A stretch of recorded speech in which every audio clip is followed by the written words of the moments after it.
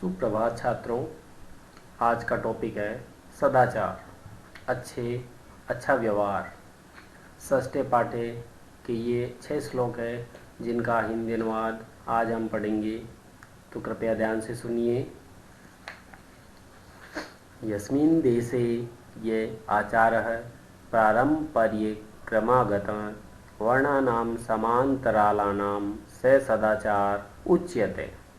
यस्मिन देशे, जिस देश में, यस्मिन यानी जिस, देश यानी देश, ये यानी जो, आचार का मतलब व्यवहार, आचरण, प्रारंभ, प्रारंभ का मतलब होता है पराक्रम से आया हुआ, क्रमागत आया हुआ, वर्णनाम यानी वर्णों का, साअंतरालाम यानी अंतराल से सदाचार उचित है, वह सदाचार कहा जाता है। तो जैसे जिस देश में जो व्यवहार आचरण पराक्रम से आया हुआ है, जिस देश में जो व्यवहार आचरण पराक्रम से आया हुआ है, वह वर्णों का तथा वर्णों के मध्य आए हुए उपवर्णों का सदाचार कहलाता है।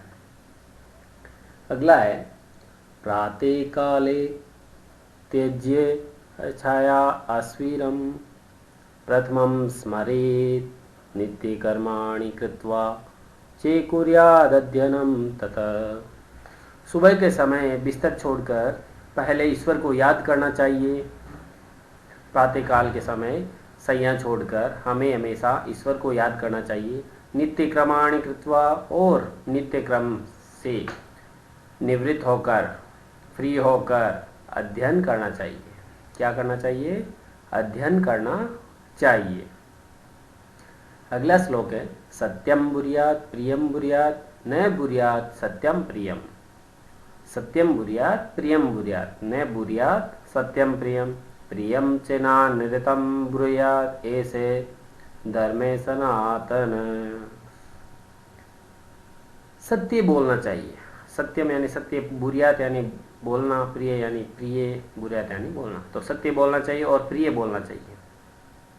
ने बुर्यात सत्यम प्रियम यानी झूठ सत्य कभी नहीं बोलना चाहिए। झूठा प्रिय, झूठी बात, वो भी प्रिय रूप में, अप्रिय रूप में कभी नहीं बोलनी चाहिए। प्रियम चेनानृतम बुर्यात, ऐसे धर्म में सनातन है। अप्रिय सत्य भी नहीं बोलना चाहिए, झूठ प्रिय बात भी नहीं बोलनी चाहिए, झूठ प्रिय बात भी नहीं बोलनी चाहिए। प्रियम चेनानृतम, झूठ बात भी नहीं बोलनी चाहिए। यही सनातन धर्म है।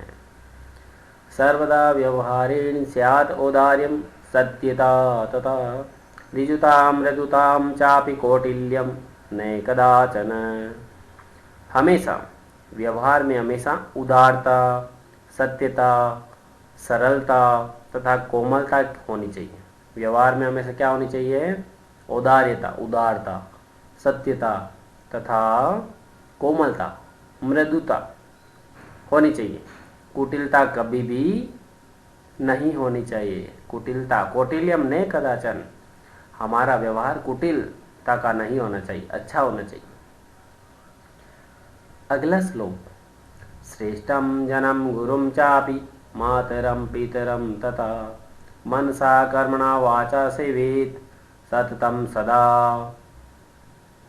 यानी कि श्रेष्ठ व्यक्ति, श्रेष्ठ जन्म यानी श्रेष्ठ व्यक्ति, गुरुम चापी, गुरु माता तथा पिता के भी मन, मातरम पितरम तय, तो मतलब श्रेष्ठ व्यक्ति गुरु माता तथा पिता की भी मन, वाणी और कर्म से निरंतर सदा सेवा करनी चाहिए। मन सा कर्मणा वाचा सेवित सततम सदा, यानी मन कर्म से हमें हमेशा उनकी सेवा करनी चाहिए, इनकी माता पिता और गुरुओं की। अंतिम श्लोक मित्रेण कलहम कृत्वा न कदापि सुखी जन इति ज्ञात्वा प्रयासेन तदेव परिवर्जयेत। मित्र के साथ कलह करके व्यक्ति कभी भी सुखी नहीं रहता है। तो हमें अपने मित्र के साथ कभी भी झगड़ा नहीं करना चाहिए, उसके साथ अच्छा व्यवहार करना चाहिए, सुखी रहना चाहिए। प्रयास पूर्वक उसी कलह को से बचना चाहिए।